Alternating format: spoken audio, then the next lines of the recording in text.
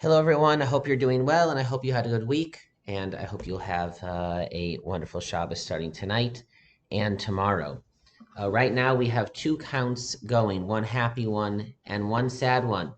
The happy count is the count of Sfiras Omer, counting towards Shavuos and Matan Torah, and today is the 24th day in the Sfira. And at the same time, it is not day 24, but day 224 in a very painful count, the count of the days that the hostages remain in Gaza, the war in Gaza. We daven for them, as we always do, along with the soldiers, the Chayalim. This week include Yom HaZikaron, Yom HaTzmaut, and we continue to daven for all of Israel, the land of Israel, the state of Israel, and all of her citizens. In this week's Parsha, in relating and teaching some of the mitzvos, the sacrifices connected to different agricultural points of the year, the first fruits and the first grains. The Torah also repeats the agricultural mitzvos, which are gifts to the poor.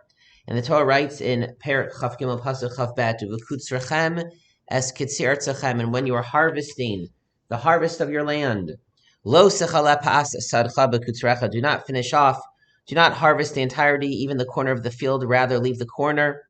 Lani v'la'ager v'la'azov, tazov otam, to the poor, to the stranger, leave it for them. And similarly, v'leket kitzircha lo salaket, and the gleanings, the sheaves, the fruit that you drop, do not gather, also leave for the poor and those in need.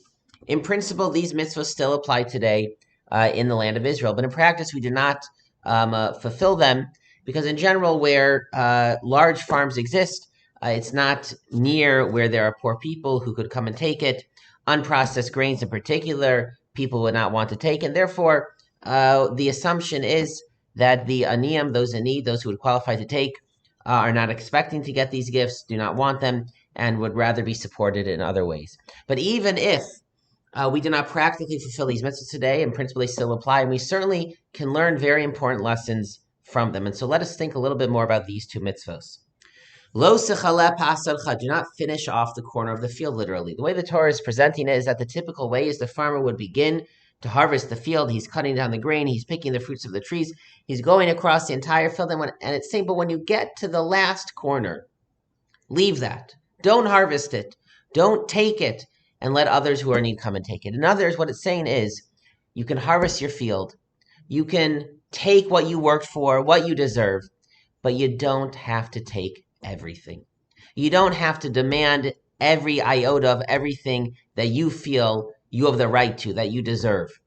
And even though the Torah does not ask us to be doormats, to give up everything, to relinquish all of our rights and just to give everything away, the Torah doesn't think that. The Torah says you should be a farmer, you should work hard, you deserve the harvest, you should harvest it. But what it's saying is you should train yourself, don't demand everything. If you are in some sort of argument or dispute, you don't have to give up everything, but you also don't have to demand everything. In your sense of what you're entitled to in life, in some opportunity, in the amount of pleasure or enjoyment or honor that you deserve, you don't have to give up everything, but don't demand everything. You can take almost everything, but leave some. Say, I'm willing to give up something, a very important lesson for so much of life and our interactions with others. And what about the other mitzvah?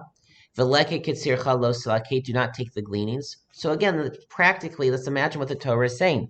The Torah is saying that when you're harvesting and you're carrying a big pile of sheaves or a big basket of fruit from a tree, if you drop one or two, leave it on the ground and let others come and take it. Don't pick it up. Why does the Torah say that? Yes, it's a mechanism so that we'll share a little bit of the harvest, but the Torah could have given a percentage as it does in other places. And if we're leaving the corner of the field anyways, why do we also have to leave the gleanings? So let us think, why would someone drop some sheaves? Why would someone drop some fruit? Well, often it will be because you're carrying so much and you took more than you could really carry. And as you're carrying it from the field back to the house, you drop one or two. It's showing that you have more than you need. Or even if you're not carrying a whole bunch, if you're dropping some, it means that you're not so worried. You're the farmer. You have plenty. You had a good harvest. If the farmer was worried about not having enough food, believe me, he would carry everything very carefully. He wouldn't be dropping anything. So if you are dropping sheaves of grain, if you are dropping fruit, it means you have more than you need.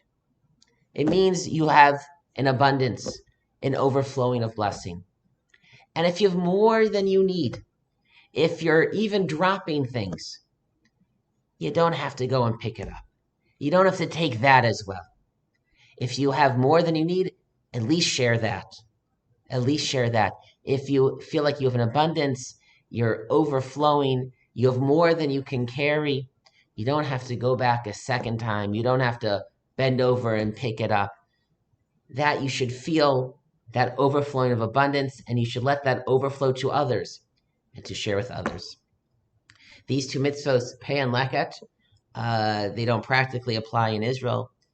They certainly don't apply outside of Israel. And yet, we can see how they would train the people in ancient times in real life, and how they should train us and impart values in us, that in all of our interactions with others, in all aspects of lives, one, don't demand everything. Don't demand 100% of what you feel you deserve or what is owed to you. You can take most, you can take a lot, but be willing to give up the end, the corner, the last little bit. And secondly, if we are blessed with an abundance of anything, whether it's an abundance of wealth or an abundance of other opportunity or an abundance of love or an abundance of life experience or Torah knowledge, if we have more than we can carry, if we're dropping things, if we realize that, thank God, we don't have to worry. So don't hold on to that blessing. Don't hold on to that overflow of abundance, but rather share that with others. Hopefully, we can all find something in our lives that we have a lot of. There are a lot of different things in lives that you can have a lot of. Let's find something that we have a lot of: natural joy, anything, and let us find a way to share it with others. And that way, even if we can't literally fulfill the psukim and these two mitzvahs in our parsha of Peh and Leket, but we should fulfill the spirit of the Torah, the spirit of the law, and bring the Torah to life in that way. Everyone should have a wonderful Shabbos, good Shabbos, and Shabbat Shalom.